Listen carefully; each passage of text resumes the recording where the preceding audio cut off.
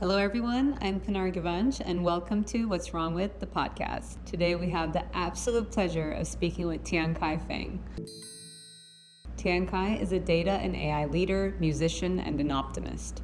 As Director of Data and AI Strategy at Thoughtworks and author of Humanizing AI Strategy, he brings 12 plus years of experience in analytics, governance, and transformation. Passionate about the human side of technology, he makes data and AI more approachable and even fun through music, memes, and fresh perspectives. Enjoy.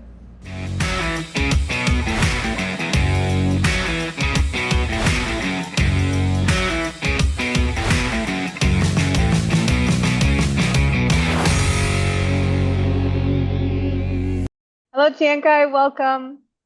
Hello, nice to be here. Thanks for having me. Thank you for joining. For our audience, please tell us a bit more about yourself and how you came to where you are today. Absolutely. So I'm Tiankai. I currently work as a director for data and AI strategy at Thoughtworks, which is a consultancy focusing on data and tech bespoke solutions. I really am passionate about the human side of data and AI, I always like to say, because it's really for me the most rewarding part of working at it, but also I realize it's the main reason why many things are failing in data and AI because of bad decisions, all rooted in bad collaboration, not great of growth or learning exchange and knowledge exchange, etc. And all these leading finally to things not working. And yeah, I like to basically turn that passion into also more approachable formats, like writing a book, for example, or two books about it, as we will talk about today. I sometimes also make music about it, and I use my musical talents for it as well. But I really try to make the data and AI space a more inclusive space, and being human-centric is a big part of it. I absolutely love everything you just said. I became a fan because of the two books, to disclaimer to our audience.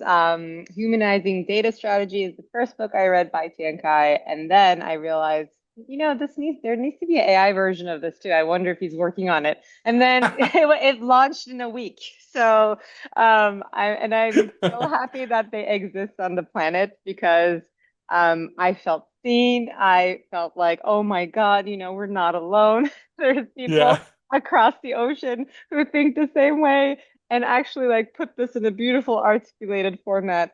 And isn't it ironic that everything in tech is actually very much contingent upon humans, and yet and yet even though we are involved in all the processes that want to launch AI, whatever technology, right? We kind of miss on the human side of things. And obviously, as a co-design and participatory methods like practitioner, educator, advocate, that is something I really very much believe in. That would help most of our problems, right? Mhm. In this space, as it kind of helps us focus more on the process. So I would love to understand first of all, I guess more like what are the issues you see that are very chronic or common, regardless of industries, in both data and AI strategy, because I think it's hard to think of them separately, really, at this point.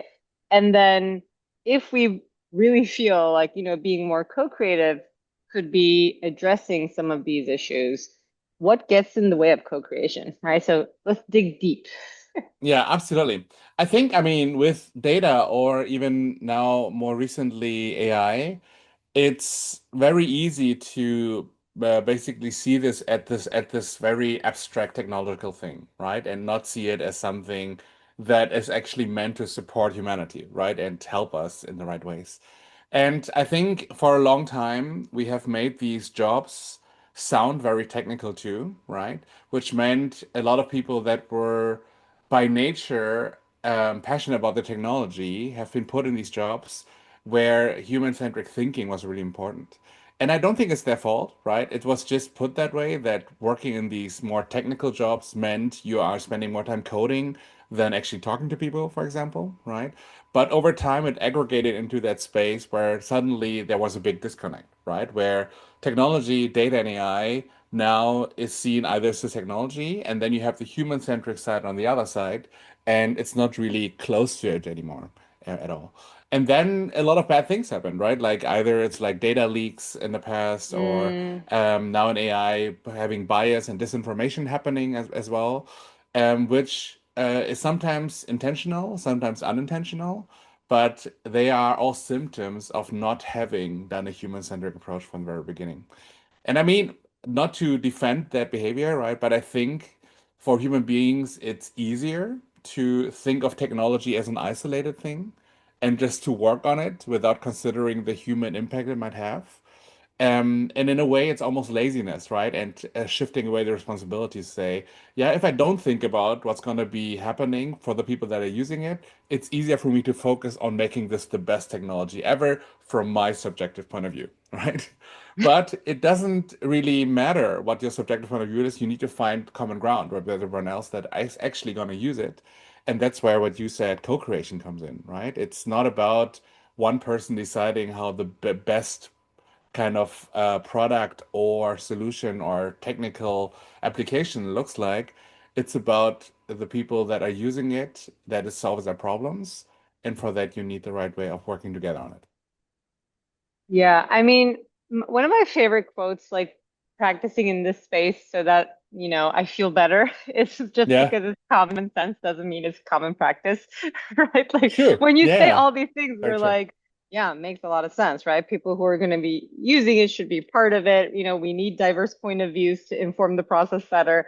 And it doesn't happen. And honestly, like, so when we unpack this, sometimes they're like, okay, there are myths around like it's going to take way longer, right? Like, Hmm. so there could be a time thing, or it's going to be much more expensive, even though we know like the outcome being disastrous is way more expensive than anything else, right? So, um, but I think you're right because I feel like those are still the surface level excuses, let's say. And as someone who comes from engineering background and then came into the design world, I see this both in design and tech too. I do agree that it comes down to convenience Hmm. and laziness. So the time and the budget thing becomes the excuse to not do it, right? I see this in Absolutely. design space too. Like, oh, we don't have enough time though, or like, oh, it would be much more expensive. But isn't that the real creativity to try to get it done? Like, how do we get that done in the time frame that we have and with the constraints that we have? And Yeah.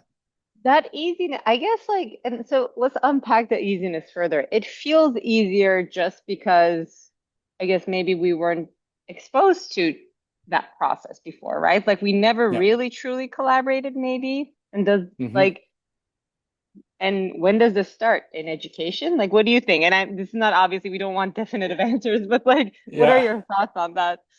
Yeah, I think so. I mean, I would say that if you are studying something technical, you are very much equipped with the technical skills of how specific languages work and how you think architecturally, et cetera, right? There's very little part of it that tells you about communication collaboration skills. I think that's something that you might learn on the way in group projects or in presentations. But even then, it's not actually guided, right? It's just kind of make the best out of it, and then you are Yeah, being only evaluated by the result, not by how you got there, right, on the way. So you're not really having learned, you don't really have the knowledge of how to work with people, basically, right, in a very yeah, like high level way described. And then you get into the career and suddenly you realize how important it is. But it's so far out of your comfort zone, right? You're like, oh my mm, God, I sense so much tension and politics and resistance for the people. I have no idea how to right. deal with that. It was never like this. In university, we all were so motivated to do the same thing. Why is no one here actually willing to do that, right? And I think it that comes down to not only the skill set, but also the mindset, because let's also not underestimate that there are a lot of introverted people that take these technical jobs and they took it because they're introverted and they didn't want to work with people that are now Yeah. requested to actually do that, right? And the last one on that, I think, is also if you have never got close to people and co-created, then doing it for the first time feels like you're very vulnerable because, in a way, you're opening up your process that you've been doing on your own, where you had your safe space of experimenting and doing it on your own before you finally showed the world a result. And you're inviting someone else in who might judge you for it, right? Who might actually tell you that what you are thinking is wrong. And I know how stressful that can feel all of a sudden, right? That you are sharing a process with Yeah. someone and they're telling you, wait, hold on, your thought is actually considering the bigger picture. Have you considered this? And doing that in a safe space can just feel bad, right?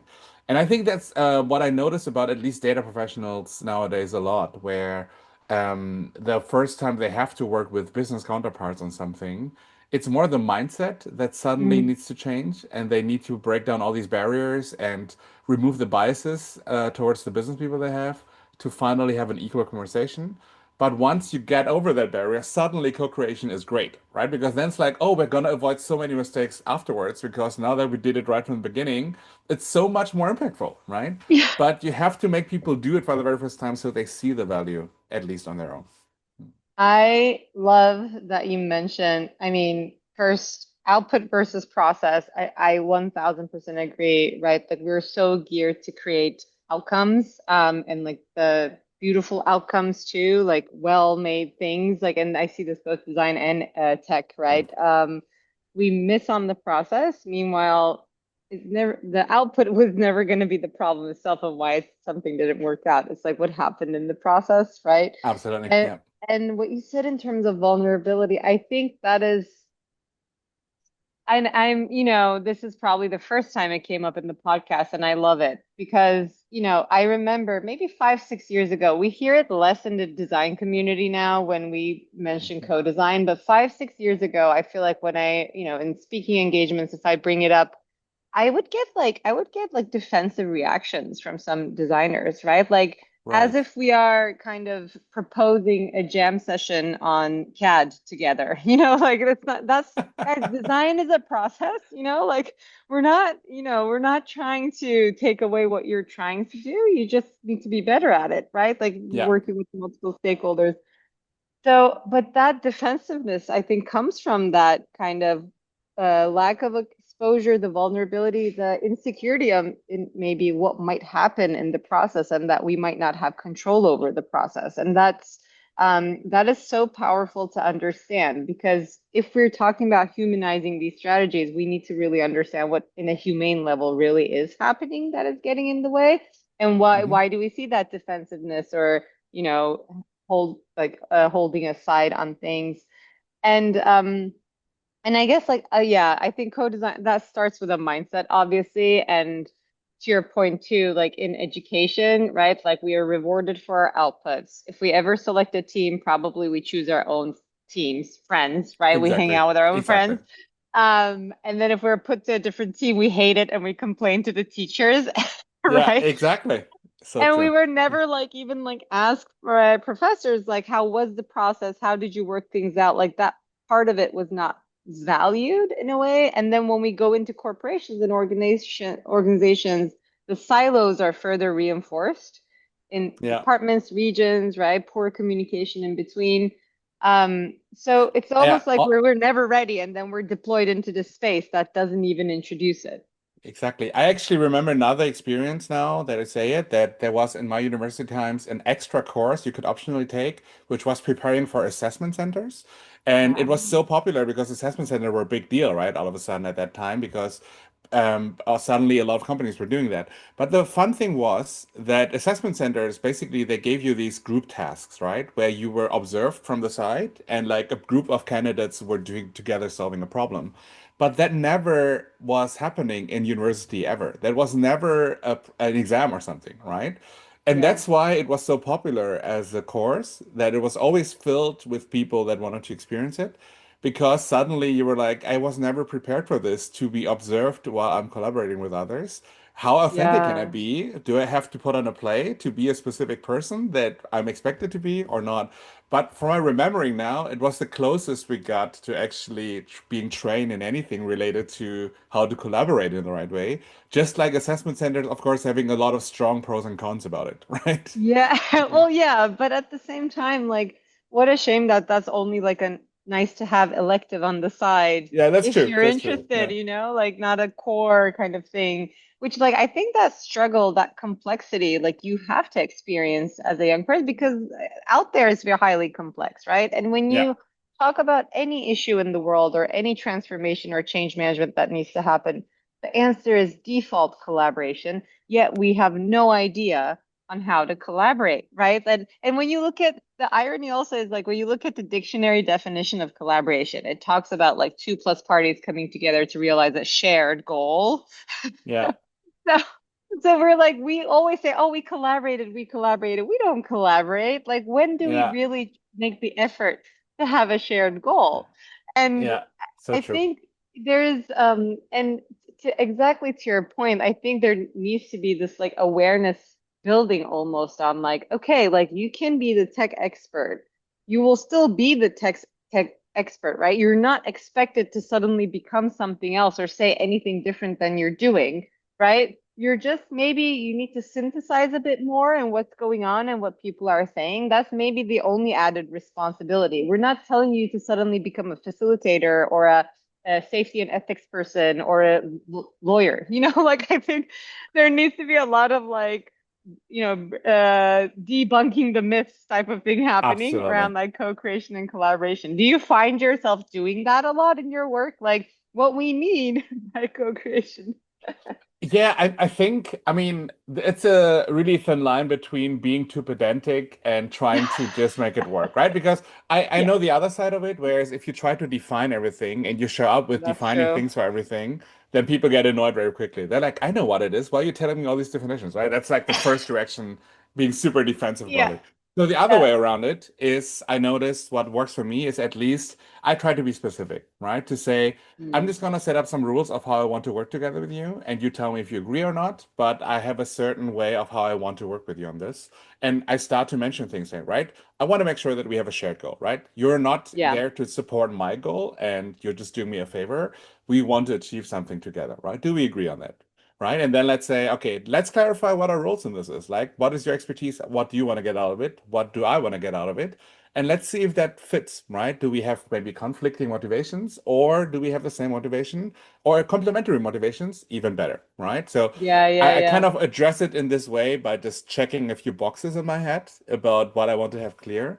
But once it's all said and be out loud, you never have to dance around it anymore afterwards, right? You just kind of say, "Let we had this agreement at the very beginning, right? Remember when Exactly. we talked about it, Here's our rule.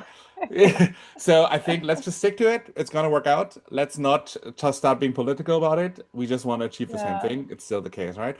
And it works a lot better than coming with abstract definitions, right? I'm just gonna be very specific about very specific points, right? Yeah, That's super helpful. And what you said too, like I think if once someone goes through the process, it's almost like you can't unsee it. You can't undo it. It's so powerful and so exactly. much more effective. So the goal is to just get the first, get the first in so that people get to be exposed to such a process. And then hopefully there will be also advocates to do in such way. And then I think that also and we talk about this in design a lot, right? Like there's kind of like, you always feel always uncertainty and complexity along the way, and you feel like you're never done with research, right? Like that Yeah, chaotic world of design. But then I think as you practice co-creation, there is this like trust in the process to your point that starts happening, right? Like the insights will emerge, like we will land on something through the process. We stop rushing towards this, like, oh, what this was the goal, or we're going to ship this product. Let's do this like that. No, no, no, it's going to get us there. This is, as long as you have a methodology around it. But I think like what you said is extremely important because how do you onboard people first to be able to even try such a process? And exactly. we don't have to go in and be like, you are doing it wrong the whole time. This is how you're going to Yeah, do it. And here's the definition and how you should be working. yeah, Uh, exactly. yeah.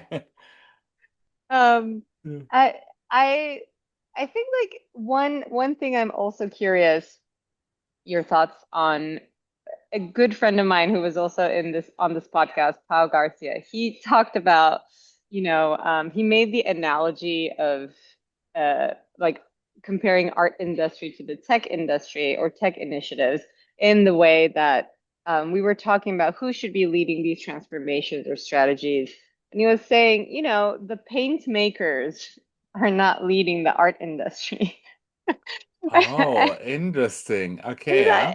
Isn't Hmm. that interesting? But when we see, and there's nothing wrong with people who come from tech background, like technical background, leading some of the transformation and strategy initiatives. But to all the points that you have mentioned earlier, not being exposed to, or even it wasn't expected from you to work in such ways, suddenly, because of your strong technical expertise, you're expected to lead a transformation, right? CTOs Right. are generally leading the data or AI strategies. Correct. But everything we're talking about is, you know, not necessarily the engineering domain, right? Like we're talking about psychology, we're talking about maybe like a lot of humanities, like social studies. We're talking about design a little bit. How, how do you think we manage that? Because like I think there's one thing to onboard the teams into a Hmm. co-creative process, but there's also the convincing the leaders who are leading who may not necessarily come from such backgrounds or might have been exposed to such methods of working. How do you navigate that? Yeah, that's a really good question. I think when I talk to senior leaders, I usually try to use another example that reflects change management overall, right? Because in the end, it Mm, comes down to change management, right. because a lot of it about changing people's behavior and wanting them to be intrinsically motivated to have that new behavior and not forcing them to do things in a different way, right? So I would bring up any kind of older projects or older initiatives that they are very familiar with. Let's say digital transformation, right? Any kind of those projects, or like an ERP migration project often is also the Mm, key, or cloud transformation from on-premise to cloud was always a big thing for a lot of senior leaders. And remind them about how much effort that took to convince everyone to get along, and how we always underestimated how easily or how difficult it would be to get it adopted and have people basically adopt a certain new mindset and a behavior. And then I would basically say it's the same way now with data and AI, right? And it might happen a bit more fragmented and a bit more here and there and in different speeds than before, but it is the yeah, same problem, right? Because yeah. in the end, it comes down to us assuming what the people want and that they will all understand on their own what the bigger value is for everyone. And we try to act like there are no unexpected resistance reasons, right? Or fears or Mm, worries about it. And we just hope it's gonna be fine. And we deal with it when the time comes. But that then often leads to a quiet sabotage, right? And like really consistent resistance, but not spoken out loud. Which means mm. that a lot of people are just not doing it. They're not going to say why, but they're just going to not do it and find other ways to say, oh, I didn't have time for it. Nah, I don't really like doing this. I'm going to just keep on doing my old way. And there's no way you can catch everyone or manage any consequences of them not switching to the new side. So in a way, it's about addressing and proactively talking about why people might be against it too, right? It's not just Yeah, about yeah, convincing yeah, them yeah, to be yeah. for it. It's also asking why exactly are you so upset about this, right? Like, I Yeah, know yeah, yeah. that you understand rationally why this is the right thing, but you are seem still very much against this. So could you maybe tell me a bit more how I can help you, right? And it's a very hard Mm, conversation to have, right? It's a thing where you have to that, ask someone to open up. But the fact that you're proactively asking actually makes it better than waiting until that person explodes, right? Because that is never a good thing. If someone has kept it in for so long and then suddenly they explode during a yeah, meeting, like, you're I hate opening all a of this, can of right? worms. Exactly. But if you can proactively address it and say, I want to understand all of you, I want to make sure no one of you has any fears or worries about it. Can you please trust me to talk to me about it, then usually is a good thing. And that sounds now easier said than done because you have Yeah, whole change management programs about it, right? Where you right, address right, right. everyone's individual fears and worries in a structural Yeah, way, but it's what's needed, right? And I think, but that skill set of change management is not really, again, common within data and AI professionals, very simply put. They have no clue how to do it. They probably start learning about it, maybe reading my book. It helps a little bit, but and not everyone has that training, right? So they're all a little bit yeah. swimming around and trying to do their best. So Yeah. true. And I think there's this like detriment of the traditional consulting ways that was, the norm. I think it still mostly is, right? Like for many, many years where companies, like management consulting, let's say companies, would come in and give like a presentation on how you should be doing things and leave.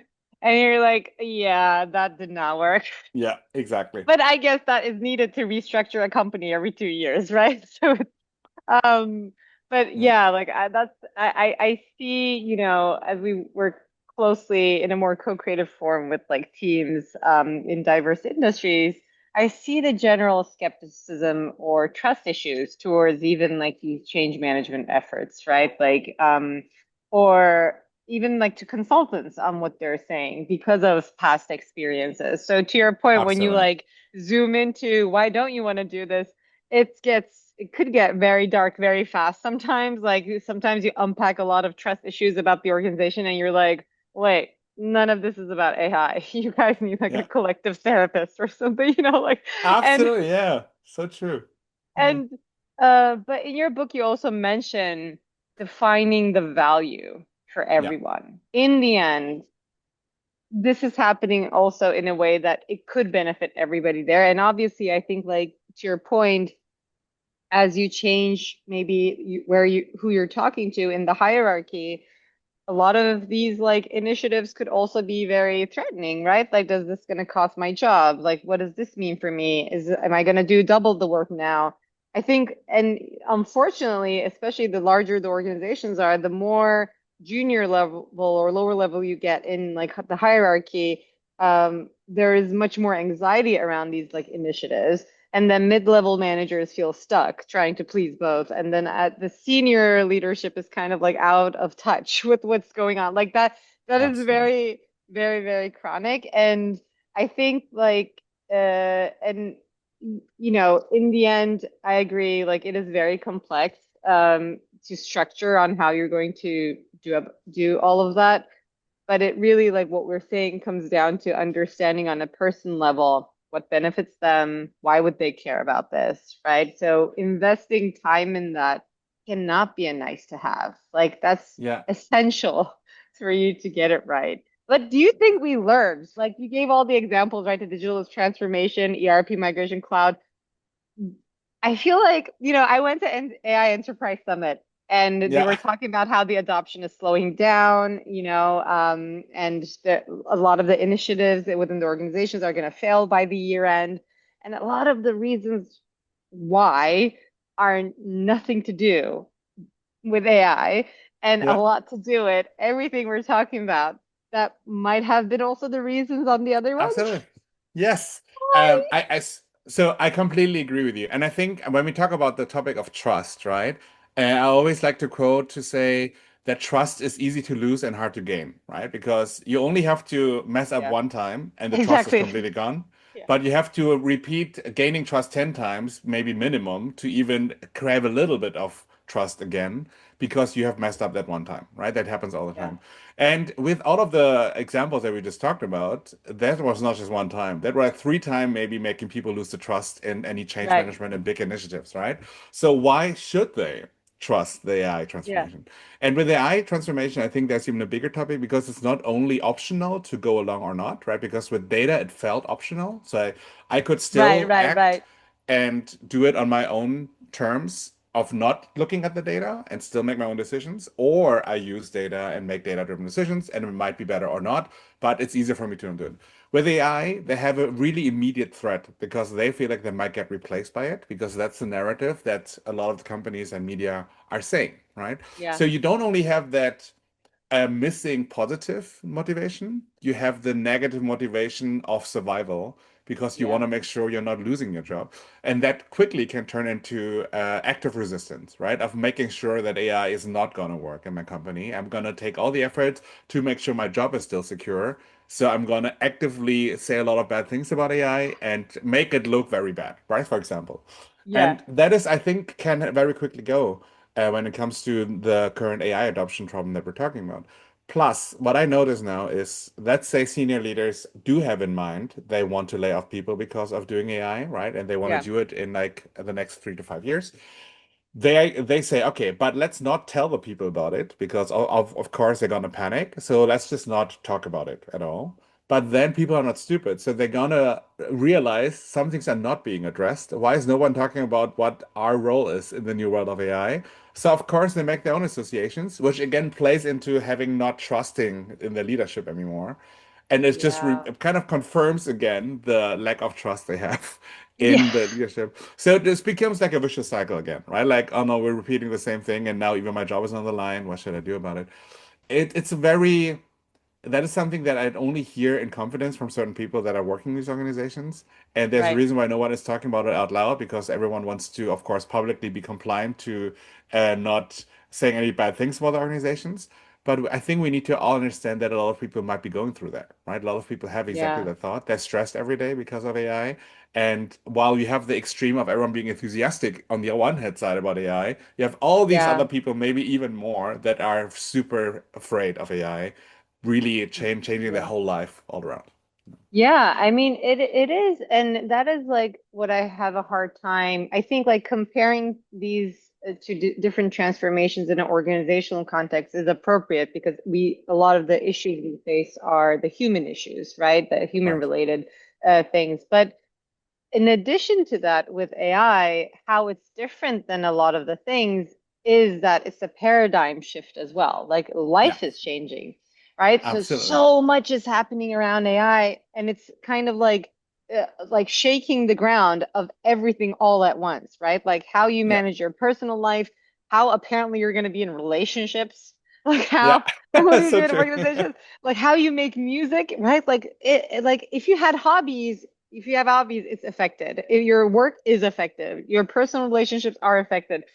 So it is, and if we don't make space to talk about these things, I don't know how we even like have like, oh yeah, we're gonna use AI for like doing this part of my work That now. is so Like, true. right? Like it is Yeah, everywhere. It's changing everything all at once. And we're just expected to be okay with that. that is so true.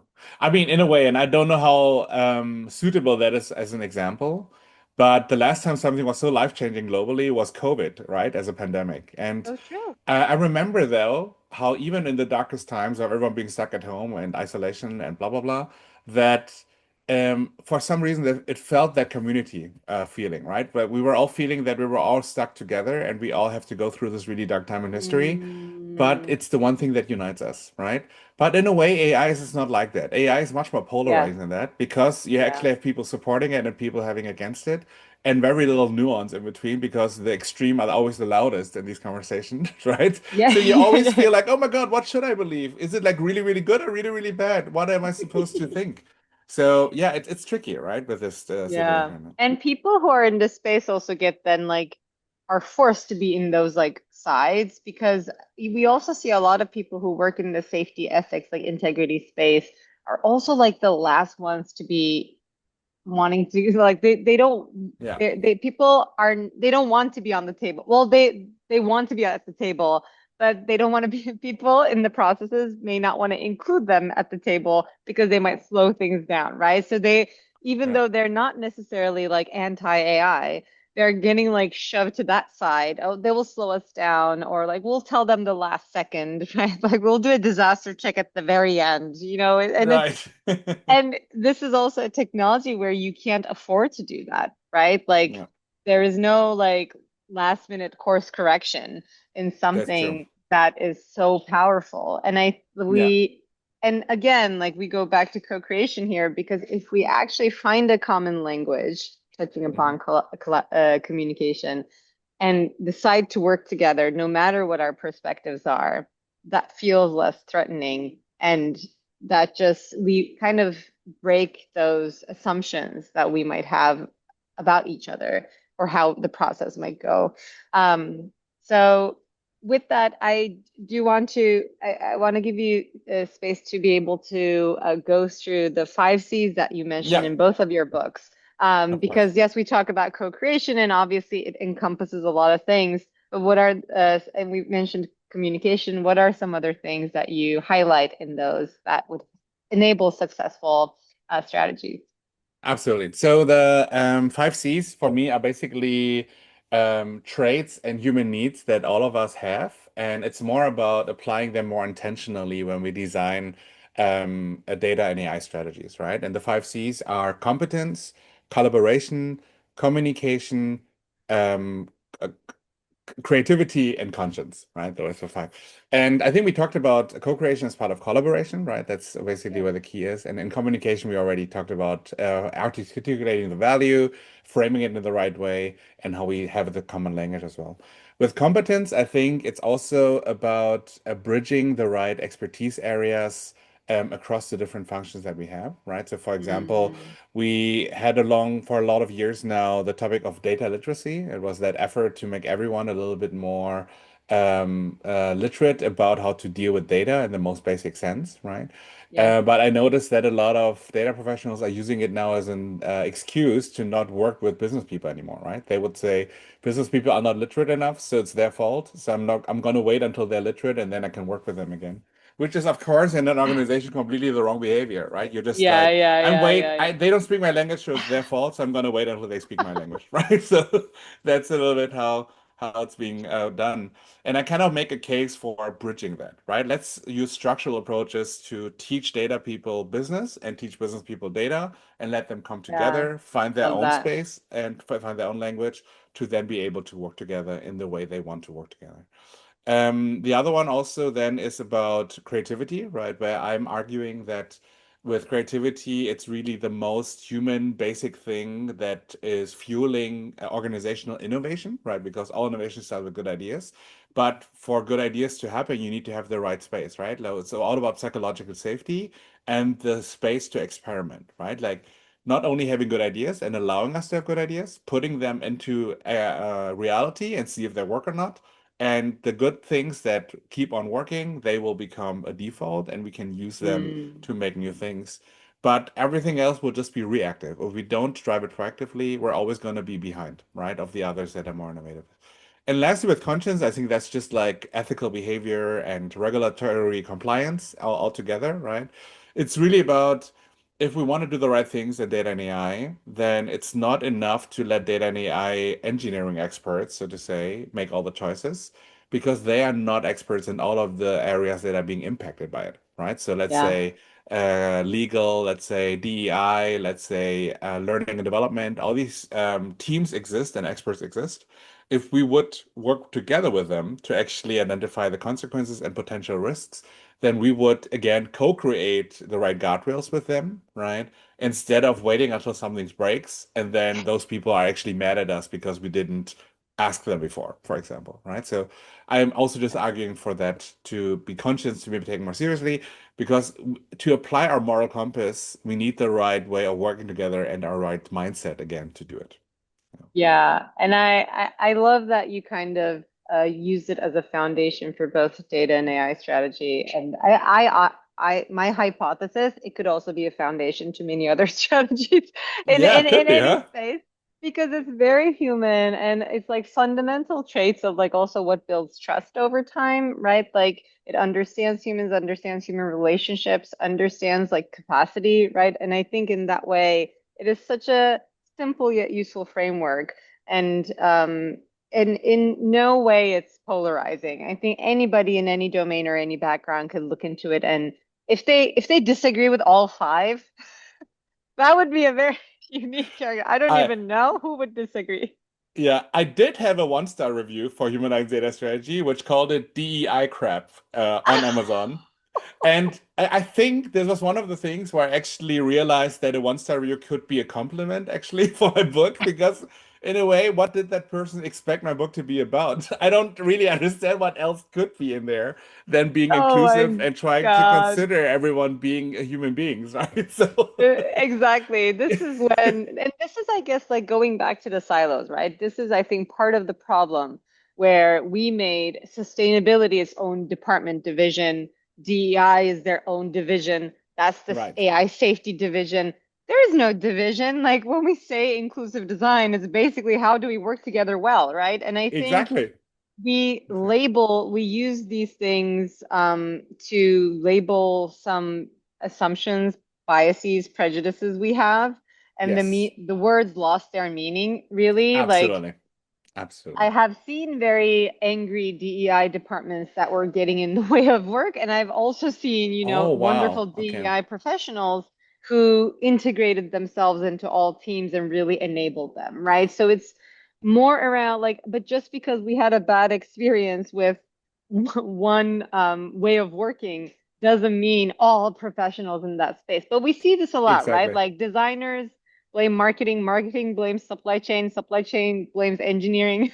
Yes, exactly. Totally agree. And Yeah. I think this honestly goes back to what we talked about, the if we feel insecure in our space, we can how are we going to be vulnerable, right? And I Yes. think that was that's such a powerful observation and insight into like all of these things again stem from somewhere else. Yeah. Or like we had one bad experience with one professional and we love to generalize because again, it's easier and it's lazy. Yeah, absolutely. Yeah. Yeah, but I don't understand how humanizing or being human became DEI. That just That is that so person true. that person should not read your book. Maybe not a Yeah. human. Maybe they're not humans. I Period. guess jokes on them because they bought it and read it anyway. So in a way, I still won, right? If I would be petty about it, which I'm I, not, but I mean, yeah, yeah, I don't even take that feedback seriously. yeah. Um, I have one like question I'm very curious about, and as I was reading your books, I was like, I wonder if you did it. Did you Hmm. ever have to rap about why we should do this strategy? Did you ever write a song or did a full-on like rap to like a senior leadership to convince them? Well, I mean, so I didn't rap in a serious meeting, right? It's not like instead of a presentation, I'm going to take the microphone and I'm going to put on this music and I'm going to perform in front of you. That didn't happen. That would be very awkward. That would But be I epic. did, yeah, I did try to make very complex and abstract topics clearer and put it in Yeah. the intranet, for example, right? So it would just be Mm, optional. People could watch or not watch it, but I would hope yeah. that it would gain some kind of traction. I did that very effectively for data governance, right? Which is, of I course, love always on the that. verge between compliance and ethical behavior versus driving value with data. And it's so complicated to explain that I just wrote a rap song about it and then I basically put it there. But it was super fun because when at the place I was working at that point, I put it on the intranet and the chief sales officer actually watched it and he was like, "Oh, I want to understand more about that. That's a really fun way of discussing it. I have some questions about it." So I was invited to talk to him about it, for example, right? And then I was able to make my Amazing. case, right? It was like a 50 minutes, very effective one. So I almost had a sponsor by the end of that conversation and someone who actually believed in it and realized it's important. So it doesn't work. My music, I never see it as like the one serious thing that is going to convince everyone, but it's the best icebreaker I think there can be, right? Right? Because before people can even listen to you and they need to be willing to listen to you, and if music helps with that, then all good, right? At least you open the door a little and now you can run in and try to make your case, right? Exactly. And it goes Yeah. back to the creativity piece. And I find it very interesting. Like there are a few things in this world that it's it's a common thread across all our Mhm. lives, no matter what we consume, right? That one is food, music, style. Like even though we think we don't have like a clothing style, we all have a style, right? Like there's That is true. options Yeah. of clothing. So like fashion in that way. So I think like I find it very fascinating when these things could show up and to kind of invite you over like hey we're not this like Yes. tech boat of like t technical people this let's Yeah, come you're together. so true. I think, I mean, maybe that's another point, and it's the perfect, I think, podcast on your podcast to talk about it. It's because we are all representing things, even if we don't want to, right? Like just by Exactly. how we look and how we show up and what our job title is. So people always have an Exactly. association with you immediately. But it's so powerful when you actually break through that stereotype, right? And for me, when I did a rap song about data governance, it broke quite a few stereotypes all at once, right? It For was for sure. one being a data professional. No one expected a rep song coming from a data professional or that they're even creative, right? Then also as an Asian person, which usually are still known as the more Ah, quiet ones, right? And the more yeah, submissive ones yeah. and just putting the head down ones. I was Oh, all of a so sudden very vocal. interesting. So I was represented for the Asian community too in the organization, right? And I think also, lastly, as generally making music as part of a business communication just didn't happen so much in that organization before. So all of those coming together, I caused a lot of attention, right? But not for the reason for data governance, just because why him, right? Why that person? That was kind Yeah, of what yeah, was in yeah. everyone's Again, minds. human, right? Like Exactly, we're exactly. fascinated by that. But in that way, it helped, right? I was able to raise attention and then ch channel that attention towards topics I wanted to talk about, and in a way that worked. So Exactly. I can only be happy about that. No, I mean, look, there's so much to learn from all these like storytellers, creators, influencers, whatever we want to call it, right? right. That like, if it's attention, it's about grabbing attention. Let's learn from the attention economy experts, and like maybe it will work Absolutely. for our favor. Like I Absolutely. think, Yeah. to me, like best type of innovation is like someone else's common like practice or like day-to-day thing shows up in your profession and it's mind-blowing. Like to me, Yeah. like it was a great it was a So great true. example of that. And I love that you did that. And I was very curious, like did he ever like instead of a presentation like just drop it and just like started singing? That would be Only in so my epic, dreams. so epic. If you ever Yeah. do that, I hope it ends up on a video. But I'm sure Yeah. there's also like a lot of people could also be like, "Whoa, what's going on?" Yeah. True. Oh, yeah, Guy, I know we can talk about all of these like forever, but to be mindful of your time too, I do want to ask for anyone who wants to maybe adopt co-creation or make progress applying it in their space, what would be your advice to them? Yeah, I would say that the core skill to have and to practice is empathy. And the reason why I'm saying this is it's so easy to um, basically blame other people for the things going wrong, right? And like judging them for being in a certain job or having a certain character. But we never know what people are going through and why they do the things they do unless we talk to them, right? And I think just to save our own mental health and not see everyone as the villain very quickly, right? The Yeah. much nicer way is to talk to them and understand them. And once you understand why they're doing it, maybe you can actually change their behavior because you know what triggers a certain type of behavior that you perceive as negative. And empathy is something that we can all practice in day-to-day all the time, right? It doesn't have to be only at work, but really trying to see people as whole human beings with the complexity and not just like as stereotypical personas is something we should all do more, especially in times of AI, where AI is doing it on our behalf already to stereotype people. So let's be better than that, right? So that is maybe the best advice I can give nowadays.